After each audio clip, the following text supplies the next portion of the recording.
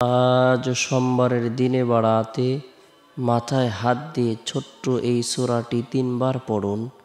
বিশ্ব নবীর সঙ্গে জান্নাত নসিব হবে, জীবনের সকল গুনাহ মাফ হবে, গায়বী টাকা আসবে, দোয়া কবুল হবে, আশা পূরণ হবে। সোমবারের দিন আল্লাহ পাক রব্বুল আলামিনের পক্ষ থেকে অসংখ্য অগণিত নিয়ামত প্রদান করা হয়ে থাকে। সোমবারের দিন সারা পৃথিবীর সমস্ত মানুষের আমল সমূহ রিপোর্ট পেশ করা হয়ে থাকে। সোমবারের দিনে আল্লাহ তাআলা আসমানের সকল দরজাকে উন্মুক্ত করে দেন এবং কি এই দিনে আল্লাহ তাআলা বিশ্ববাসীর জন্য অসংখ্য অগণিত নিয়ামত প্রদান করে থাকেন। আমরা বরকতপূর্ণ এই দিনে আমরা আমাদের সময় সুযোগ অনুপাতে প্রত্যেকে নফল ইবাদত বন্দেগী করার জন্য চেষ্টা করব। বিশেষ করে সোমবারের দিন নবী করিম সাল্লাল্লাহু আলাইহি সাল্লাম নফল রোজা রাখতেন। আমাদেরও যদি সময় সুযোগ থাকে আমরা চেষ্টা করব সোমবারের দিন নফল রোজা রাখার জন্য। কাল কিয়ামতের দিন বান্দার নেক আমল সমূহগুলোর মধ্যে থেকে অন্যতম 2টি নেক আমল রয়েছে যেগুলো আল্লাহ তাআলার দরবারে বান্দার পক্ষে সুপারিশ করবে।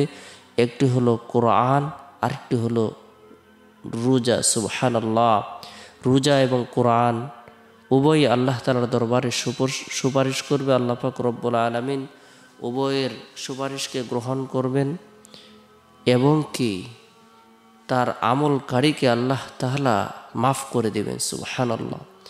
বরকতপূর্ণ এই দিন আমরা প্রত্যেকেই গুরুত্ব সহকারে ফজরের নামাজ সম্পন্ন করার পর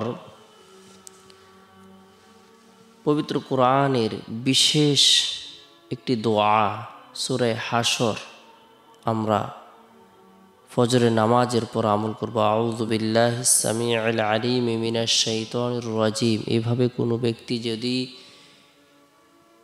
আউযু বিল্লাহ 3 বার আমল করার পরে হু আল্লাহুল্লাযী থেকে শেষ পর্যন্ত আমল করে আল্লাহ তাআলা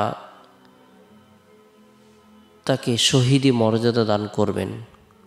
তার জন্য 70,000 ফেরেশতা নিযুক্ত করে দিবেন। এই 70,000 ফেরেশতা তার জন্য 1 সপ্তাহ পর্যন্ত তার জন্য 70,000 ফেরেশতা নিযুক্ত করে দেবেন। ওই 70,000 ফেরেশতা যার জন্য মাগফিরাত কামনা করতে থাকবে।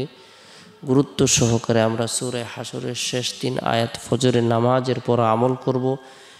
এরপরে সোমবারের দিন জোহরের নামাজ সম্পূর্ণ করার পর মাথায় হাত দিয়ে পবিত্র কোরআনের বরকতপূর্ণ ফজিলতপূর্ণ একটি সূরা 3 বার আমল করব।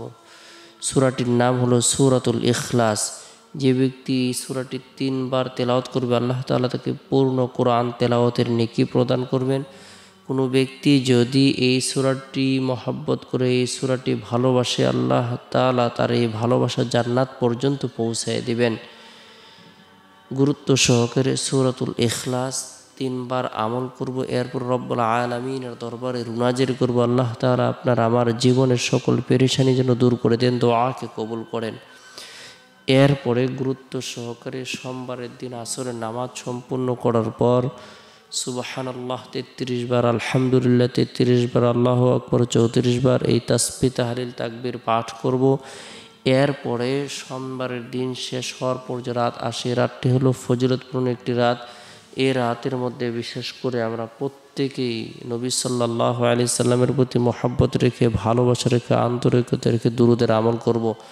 আল্লাহুম্মা সাল্লি আলা মুহাম্মাদিন আবদিকা ওয়া রাসূলিক ওয়া সাল্লি আলাল মুমিনিনা ওয়াল মুমিনাত ওয়াল মুসলিমিনা ওয়াল মুসলিমাত।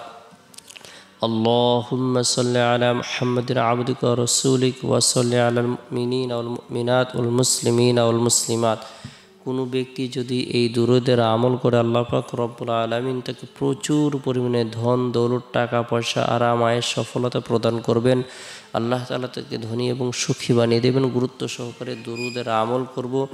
রাতের বেলায় যথাসময়ে আল্লাহর নাম নিয়ে ঘুমিয়ে যাব। আল্লাহুম্মা বিসমিকা আমুতু আহি দোয়াটি পাঠ করে ঘুমিয়ে যাব।